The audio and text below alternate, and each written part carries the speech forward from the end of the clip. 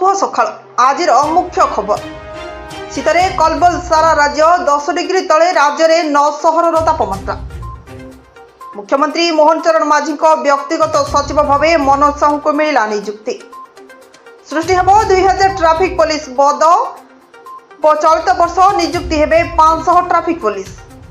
जनवरी 15 रे मिलिब सुभद्रार प्रथम किस्तिर चतुर्थ पर्याय टंका। कटक रे बुलिबे प्रवासी भारतीय बंदोबस्त तदारख कले नगर उन्नयन मंत्री। कटक खाननगर पंचमुखी हनुमान मंदिर चोरी ठाकुर चांदी मुकुट सह सुना अलंकार लुटि नहीं दुर्बृत्त। सप्ताह सुना बढ़ी 1000 रु अधिक रूपारे 290 टंका वृद्धि। वर्षक उभय धातुर मूल्य 12,000 रु अधिक बढ़ी। मुख्यमंत्री घोषणा समस्त बस रे लगिब स्मार्ट डिवाइस। दुर्घटना ह्रास पई एही पदक्षेप नियाजिब।